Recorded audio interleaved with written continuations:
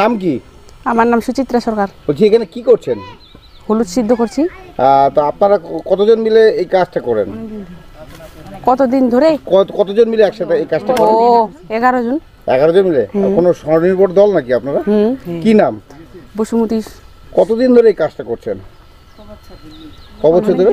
8 মাস। 8 মাস ধরে? আচ্ছা, এই হলুদটা কি আপনারা নিজেদের জমিতে চাষ করেন? হ্যাঁ, নিজেদের জমিতে। কোথায় জমি আছে? এখানেই আমাদের চারপাশে আছে। কি করে এটা করেন? প্রথমে কি করেন? প্রথমে হাল চাষ করতে হবে ট্রাক্টর দিয়ে। আচ্ছা। তারপরে সার দিতে হবে। আচ্ছা। গোবর সার দিয়ে তারপর হলুদগুলো লাগাতে হবে। আচ্ছা। লাগাই তারপরে কি সিদ্ধ করতে হবে? তারপর উঠাতে হবে। হ্যাঁ, উঠাই তারপর সিদ্ধ করতে হবে। সিদ্ধ করে আবার রৌদ্রের মধ্যে দিতে হবে। রৌদ্রের মধ্যে দিয়ে আবার তারপর শুকিয়ে গেলে তারপর ইয়েগুলাতে মেশিনগুলোতে নিয়ে গিয়ে তারপর পিষিয়ে আনতে হবে। আচ্ছা। তো এটাতে কি লাভ হয় আপনাদের? হয়। কোথায় কোথায় বিক্রি করেন? হাটে। কোন হাটে? ধনকল হাটে, কুলাইতর হাটে, বরতলিতে। আচ্ছা। আমার নাম নখী সরকার। জোরে বলেন। নখী সরকার। আচ্ছা, কি কাজ করছেন এটা? হলুদ সিদ্ধ করছি। তো হলুদ সিদ্ধ করে কি করবেন? এটা আবার বিক্রি করব। তাই? সংসারে স্বামী কি করে? স্বামী আমার কৃষিকাজই করে। আচ্ছা। তো এটা করে কি আপনাদের সংসারে কি এখন কি পরিস্থিতি ভালো? হ্যাঁ, মোটামুটি। স্বামীর কাছে কি আর হাত পাততে হয় না নিজেদের টাকা দিয়ে নিজেরাই কাজ? নিজেদের কাজ করি। আচ্ছা। কোন কোন হাটে আপনারা বিক্রি করেন এটা? ওই ধনকল হাটে, কুলাইতরে, বরতলা হাটে, আমাদের পাশের হাটে। কতজন মিলে একসাথে কাজ করেন? 11 জন।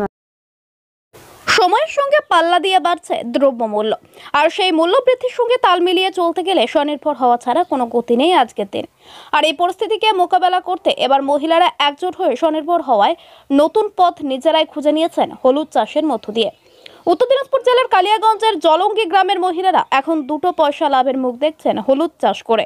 গ্রামের 10 থেকে 12 জন মহিলারা মিলে গ্রামের জমিতে হলুদের চারা বপন করে তাকে লালন পালন করে হলুদ তৈরি করছেন। শুধু তাই নয়, এই হলুদ তারা নিজেদের জমি থেকে তুলে নিয়ে এসে হাড়ির মধ্যে সেদ্ধ করে শুকিয়ে তারপর বিভিন্ন হাটে বাজারে নিয়ে গিয়ে বিক্রি করছেন। আর এর ফলে 2 লাভের মুখ দেখতে পাচ্ছেন স্বনির্ভর গোষ্ঠীর মহিলারা।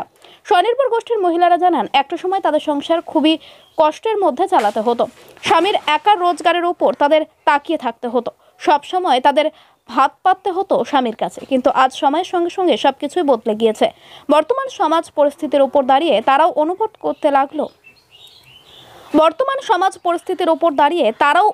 করতে লাগলো তাদেরকেও কিছু করতে হবে। আর এই অনুভবকে সামনে রেখে গ্রামের মহিলারা ঠিক করলেন স্বনির্ভর গোষ্ঠীর দল গড়ে একজোট হয়ে চাষাবাদ শুরু করবেন।